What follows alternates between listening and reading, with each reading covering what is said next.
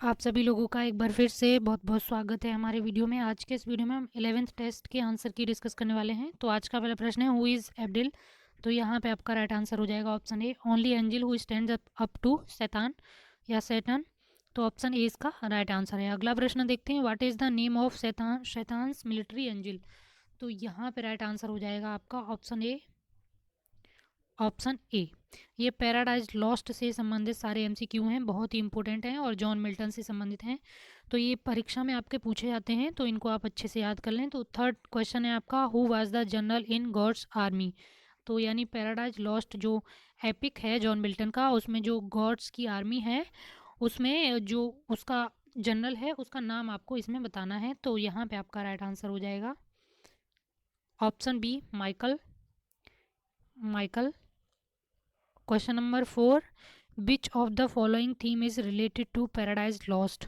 देखिए थीम बहुत इंपॉर्टेंट है एपिक के लिए, और जो मिल्टोनिक एज है उसमें थीम बहुत पूछी जाती हैं, क्योंकि एक चेंज वाली जो एज है, ये प्यूरिटन एज है, यहाँ पे कुछ परिवर्तन हो रहा है। यहाँ पे इससे जो एलिजाबेथन एज थी वहाँ पे जो था गॉड और मैन काइंड या ह्यूमन बीइंग के बीच में एक दूसरी कड़ी थी ये वाली। लेकिन जो प्यूरिटन एज आती है तो ये कड़ी यहाँ से हट के सीधा कनेक्शन गॉड से ह्यूमन काइंड का होता है, मैं ह्यूमन बींग का होता है। तो यहाँ पे इसलिए बहुत ही महत्वपूर्ण परिवर्तन है। तो यहाँ से सवाल बनते हैं, तो प्यूरिटन एज से जो भी रचनाएं हैं या लेखक हैं उनकी थीम्स बहुत पूछी जाती हैं। तो यहाँ पे आपका राइट आंसर हो जाएगा all of the above. Envy, nakedness, the sublime, ये सारी विशेषताएं या थीम थी on is sorry Paradise Lost से संबंधित।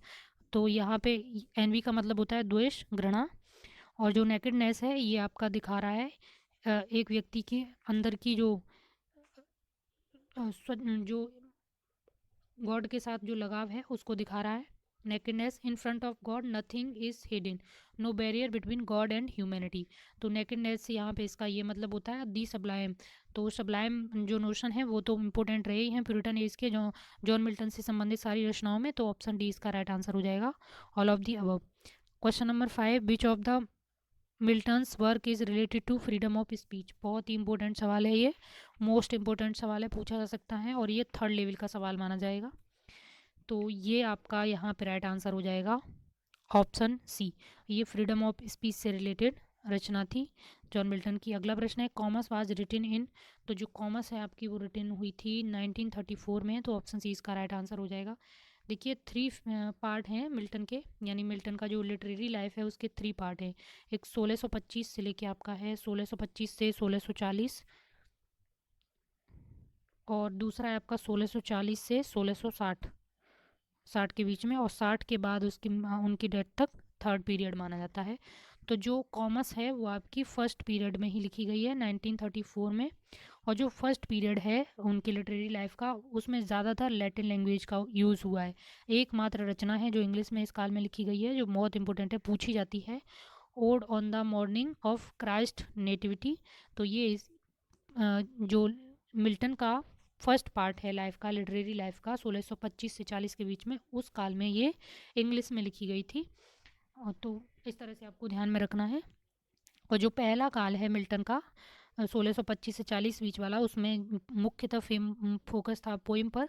लेकिन जो सेकंड पार्ट आता है उसमें मुख्य फोकस हो जाता है प्रोज पर, प्रोज एंड पैम्पलेट्स पर। तो यहाँ पे आपका राइट आंसर हो जाएगा ऑप्शन सी।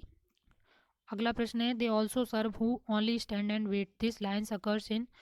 तो ये लाइन्स आपकी कहाँ पे हैं? Option D, on his blindness.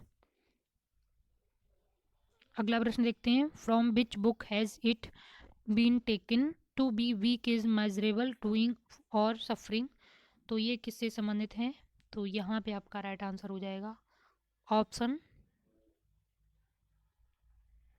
D, sorry option B, यहाँ पे आपका राइट आंसर हो जाएगा पैराडाइज लॉस्ट, ऑप्शन बी। अगला प्रश्न देखते हैं, Milton's poetry is mirror in which the writers character is very clearly reflected, who made this statement. यहाँ तो ये स्टेटमेंट किसने दिया था? तो यहाँ पे आपका राइट आंसर हो जाएगा ऑप्शन बी, मैकमिलन। अगला प्रश्न है, the age of Milton had three kinds of poets. तो जो मिल्टॉनिक एज है या प्यूरिटन एज है या बिलेटेड एज है उसमें जो किस तरह के 3 तरह के जो पोइट हैं वो पाए जाते हैं वो आपको इसमें बताना है। सिंपल लैंग्वेज में बताती हूँ मैं आपको। तो यहाँ पे आपका राइट आंसर हो जाएगा option B, metaphysical, cavalier and puritan. ये बहुत ही इंपॉर्टेंट विशेषता थी। मेटा मीन्स होता है बियॉन्ड, फिजिकल मीन्स भौतिक, यानी जो भौतिक यानी इस दुनिया से या भौतिक दुनिया से परे चीज़ों की बात करता है उसे बोलते हैं मेटाफिजिकल। तो इस काल में बातें बहुत होती हैं गॉड एंड ह्यूमन बीइंग के बीच रिलेशन की। तो ये सारे आज का मुक टेस्ट था। अगले वीडियो में आपसे फिर मिलेंगे, तब तक के लिए धन्यवाद।